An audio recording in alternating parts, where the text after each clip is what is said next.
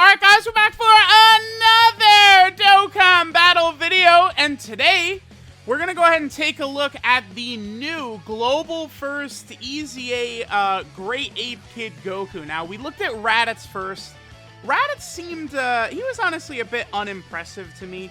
I felt like they could have definitely given him more considering it's Great Ape Raditz. It's not something we're going to see a lot of. I would not have minded if they had toned down Great Ape Vegeta and Great Ape Kid Goku here, because to me those are very obvious eventual picks for Dokkan Fests, right? I think a Great Ape Vegeta is like a shoo-in for a Dokkan Fest, and then a Great Ape Kid Goku to me seems like very possible. Maybe something like a Demon King Piccolo and a Great Ape Kid Goku like dual Dokkan Fest.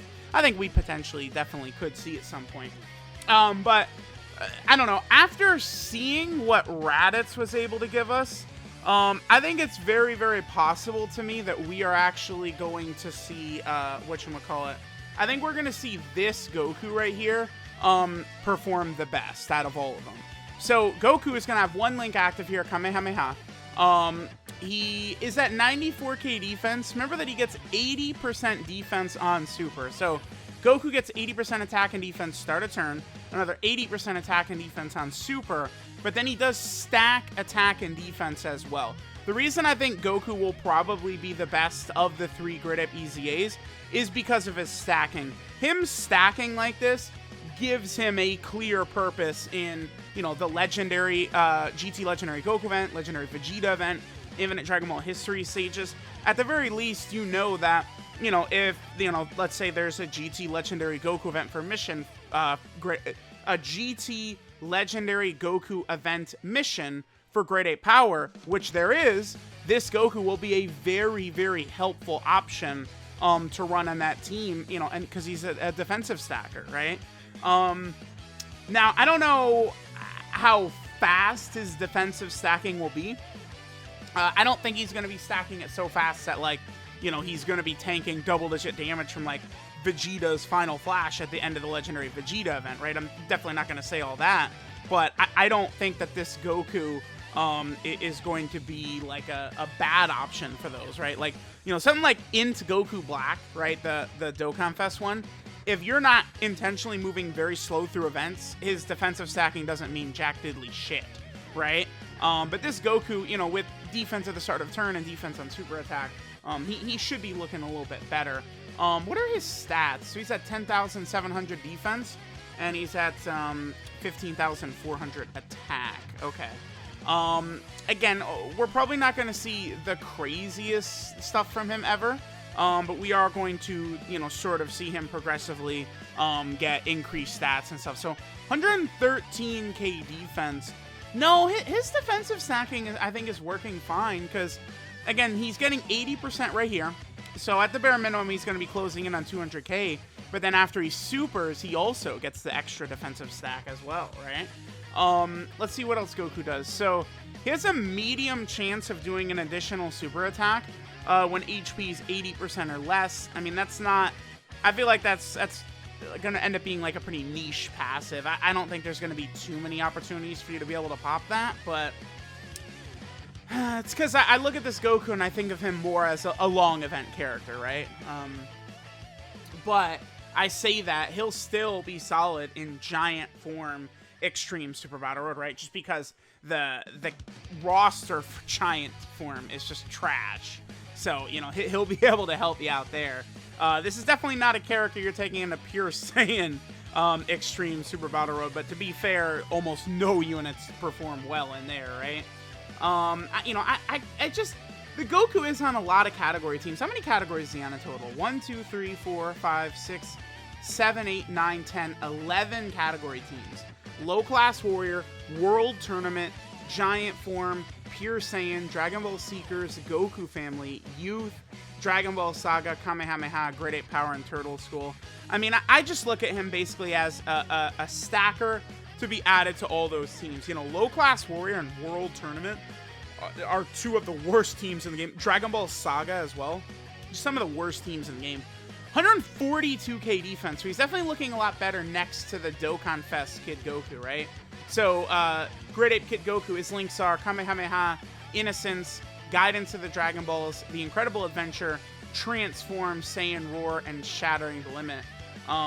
So we did have a couple of those links active. 3.47. All right, so his damage is definitely looking a lot more impressive. There's this super attack. That shouldn't have been as passive right there because we fell below 80% midway through the turn, right?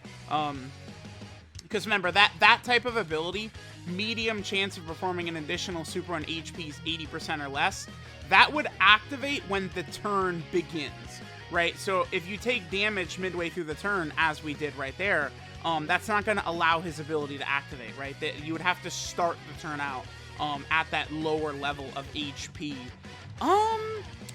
Yeah, I mean, honestly, this Goku has a definitive role, right? Whereas, like, the Raditz, I'm looking at it, and it's like, I mean, yeah, he could definitely help you as sort of like a spot unit on some of these stages, because he's on such low-level category teams. Goku, to me, at the very least, actually seems like he'll be kind of relevant, right? As, like, a clear purpose unit as a stacker, right? Now, stacking, there's a lot of units that stack and stuff like that, right? It's not like it's super rare, but, you know, again, Low Class Warrior, World Tournament, Youth, Dragon Ball Saga, Great Ape Power, Dragon Ball Seeker. You know, these are all teams that this kid Goku is on. Matt, he's going to be able to help out, man, quite a bit. So, I mean, I'm liking we're seeing 150k defense, basically, right there. Again, he's getting 80% on super and stacking. I mean, I don't know. We're definitely seeing, right, that he's not sort of like... His defense is not flying up at the speed of sound, right? Because it's like, even right there, I mean, he still hasn't even hit 300k defense yet. So, I would say he is still a candidate, though. Like, in the Legendary Vegeta event, right? Well, I just use that as the default example because that is the hardest of all the Legendary events. And it's of the three of them, he's the one that has the most devastating effect, which is the Evolution Blue Vegeta. His final flash cuts your defense by 80%, right? So what happens is, you know, LR Jiren has type advantage. After he eats the final flash, he's taking 50k plus per normal from Vegeta, right? But characters that stack defense, that for some reason that 80% debuff Vegeta applies to you, it does not count on like stacked defense. So characters that are stacking that defense, they will be able to tank Evolution Blue Vegeta at the end of the event much better than normal characters. Not as in like their defense is so high so they'll take no damage. It's that when Vegeta cuts their defense, it's not a true 80% cut of whatever defense they have, right? So that allows defensive stacking characters to sort of get around the unfair nature of Vegeta, you know, absolutely just cream pieing your defense. Vegeta is a legitimate threat with the way his, you know, sort of like defensive cut ability works, right? It's definitely a huge pain in the ass. You know, we're getting up to a pretty solid number. I mean, it was, what, 166k there, right? Again, he's getting 80%. So, you know, he's going to be up maybe 250k or even more after he super attacks here. So that's going to be pretty solid right there. So, not really too bad, man, by this Goku, right? This is going to hurt bad. Is this death right here, actually? Whew, yeah. Yeah, oh! Yeah, just putting the physical unit right there.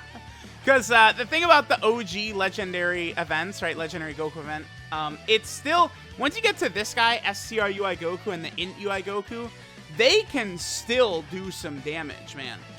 These two are not, like, super weak bosses at all. It's just that you usually have time to build up to them, right?